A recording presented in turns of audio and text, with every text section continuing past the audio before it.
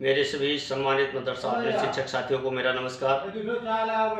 मैं पंकज मिश्रा, मदरसा आधुनिक शिक्षक। दोस्तों, आज बहुत दुख के साथ आप लोगों को एक सूचना देनी पड़ रही है और वो सूचना अत्यंत दुखदाई और पीड़ादायी है। हमारे बीच का एक जाबाज सिपाही, जाबाज साथी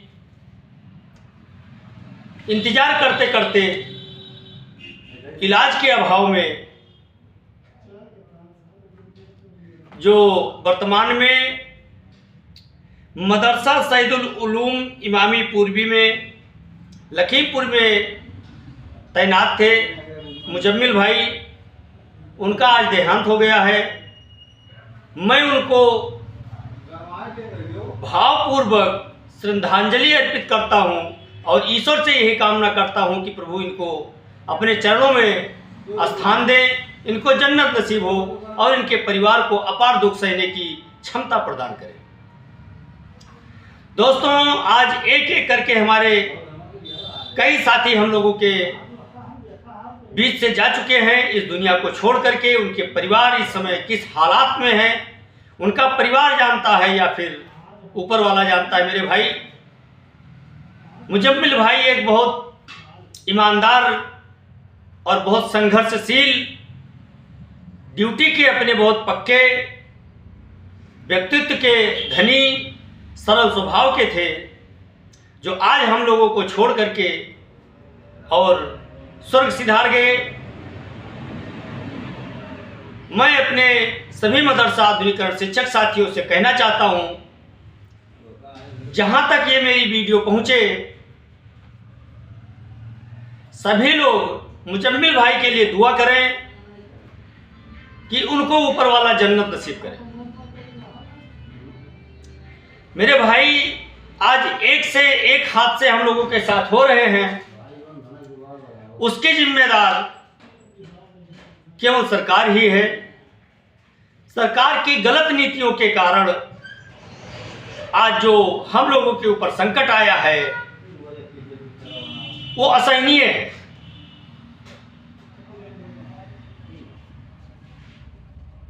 जब से उत्तर प्रदेश सरकार ने लेटर जारी किया है,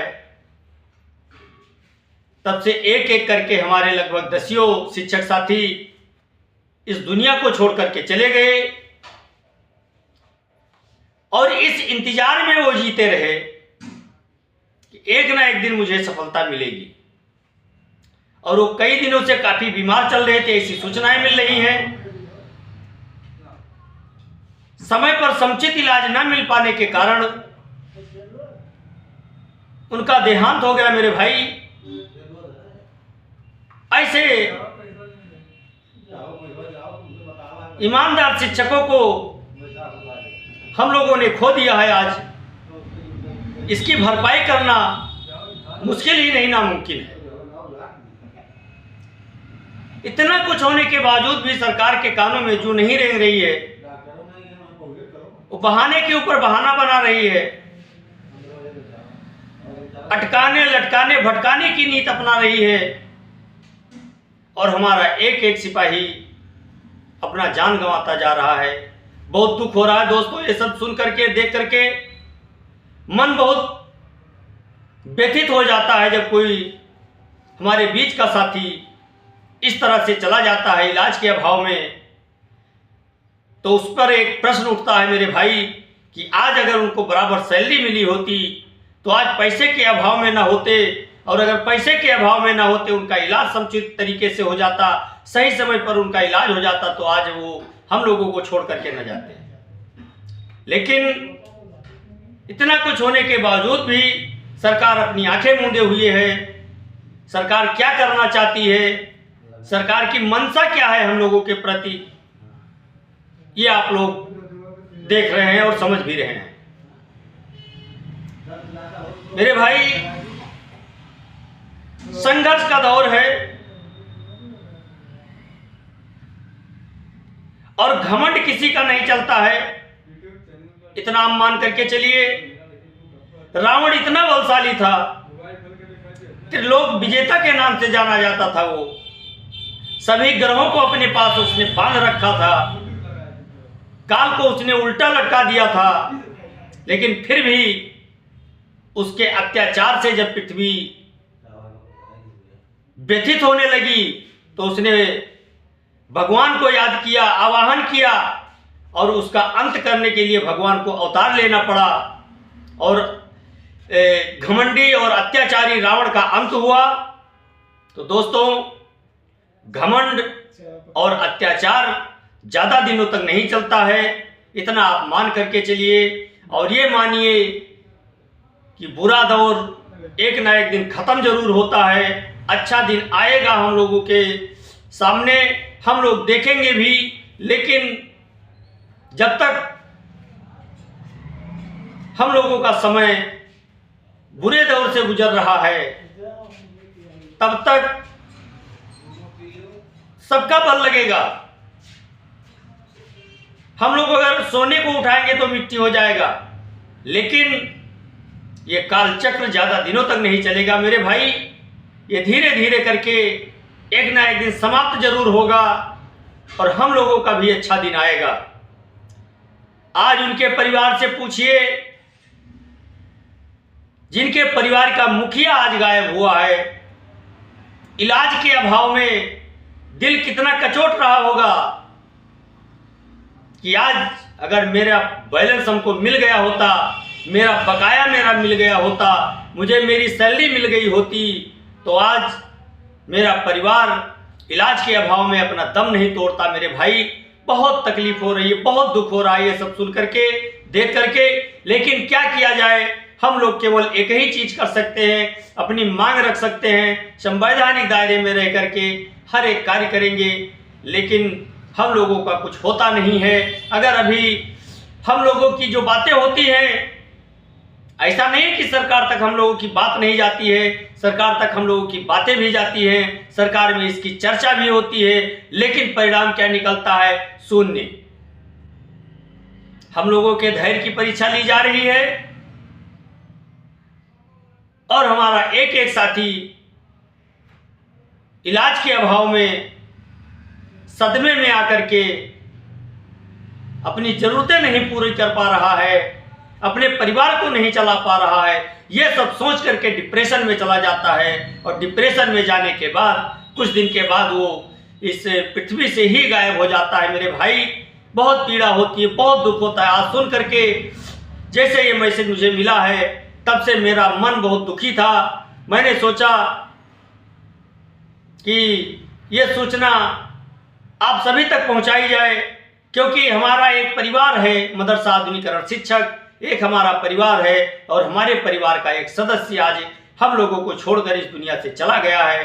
तो उसके लिए हम सबकी जिम्मेदारी बनती है कि उसके लिए प्रार्थना करें, उसके लिए विनती करें, उसके लिए दुआ करें। जो कुछ भी कर सकता है वो करे, जो दुआ कर सकता है वो दुआ करे, जो प्रार्थना कर सकता है वो प्रार्थना करे, जो मन्नतें मांग सकता है वो मन्नतें मांगे, जो कुछ भी कर सकता है उसके लिए, जो फातिहा पढ़ सकता है वो फातिहा पढ़े मेरे भाई। उसके लिए उसके आत्मा को शांति मिले, उसके परिवार को अपार दुख सहने की क्षमता ईश्वर से प्रार्थना करें कि प्रदान करे।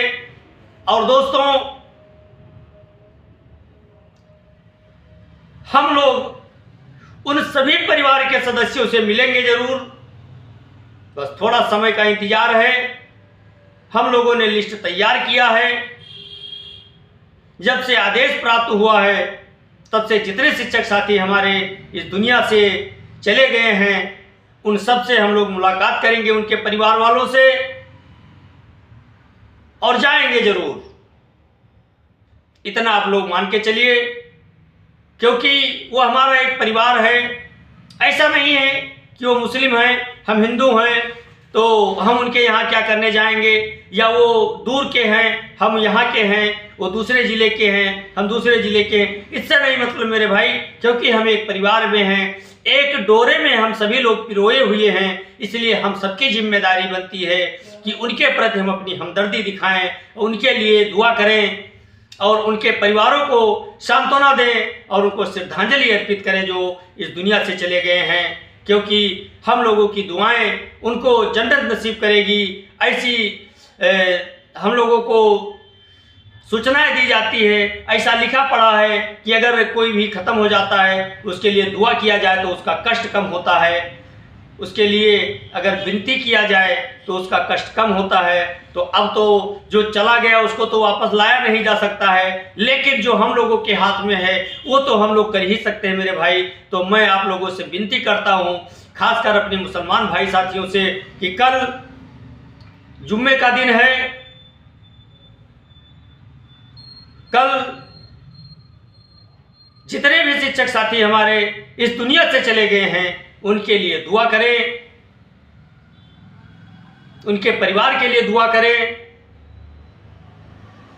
ऐसा करने से हमारा कुछ जाएगा नहीं, लेकिन अगर इतने लोगों में एक लोग की अगर दुआ कबूल हो जाती है तो उनके कष्टों का निवारण हो सकता है मेरे भाई। इसलिए आप लोगों से मैं प्रार्थना करना चाहता हूं कि कल जुम्मा है, आप लोग जब जुम्मा पढ़ने जाएं तो हमारे जितने भी शिक्षक साथी इस दुनिया से चले गए हैं, अपने परिवार को छोड़कर, अपने परिवार को बीच धार में छोड़कर, सरकार के गलत नीतियों के कारण उनकी ये दशा हुई है, उस पर आप लोग विचार जरूर करें मेरे भाई। और एक बात मैं और कहूँगा कि आप जज्बात में आकर के कोई काम ना करें। एक हम लोगों का दायरा है, दायरे के अंदर रह करके हमें सभी कार्य करने हैं और हमारे मुजम्मिल भाई को जन्नत नसीब हो, ये हमको ऊपर वाले से दुआ मांगनी है मेरे भाई। हमारे कई शिक्षक साथी आज हम लोगों के बीच में नहीं रह गए हैं, उनके लिए बहुत दुख हो रहा है। मैं खेद प्रकट करता हूँ भी कि मैं उनसे मिल नहीं पाया हूँ अभी तक, और ये थोड़ी समस्याएं हैं मेरे भाई। हम लोगों ने विचार किया था कि हम लोग उन सभी परिवारों के पास जाएंगे, उन सभी परिवार के सदस्यों के पास जाएंगे जिनको ये अपार क्षति हुई है।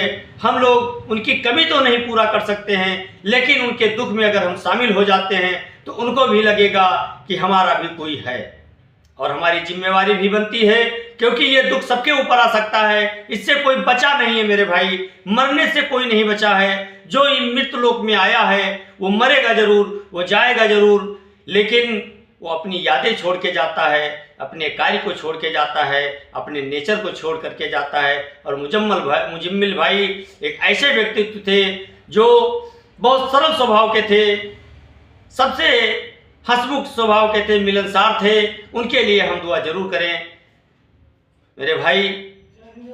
हम लोगों का अभी कोई कार्य नहीं हो पा रहा है, आचार संहिता का हवाला दिया जा रहा है। हम लोगों की जो डेट लगी हुई थी उस पर भी नुकुर किया जाता है, उसको डिले करने का प्रयास किया जा रहा है, उसको इधर उधर डिफरेंस करने का प्रयास किया जा रहा है, और उससे ये होता है कि ये लोग कब तक पीछे पड़े रहेंगे। लेकिन एक बात मैं बता देना चाहता हूँ कि हम लोग आखिरी सांस तक हिम्मत नहीं हारेंगे, हम लोग लड़ाई लड़ते रहेंगे जब तक हम लोगों को सफलता नहीं मिल जाती है। हम लोग इसी तरह से अपनी लड़ाई जारी रखेंगे। हम लोग अगर आज शांत बैठे हुए हैं तो आचार संहिता की वजह से बैठे हुए हैं, मंत्री महोदय जी के आश्वासन पे बैठे हुए हैं, सरकार के आश्वासन पर बैठे हुए हैं। और अगर हम लोगों का कार्य नहीं होता है तो ये आप मान करके चलिए कि हमको दुगनी ताकत के साथ आचार संहिता के बाद अपनी ताकत दिखानी है। आचार संहिता जैसे खत्म होगी हम लोग पैरवी करेंगे।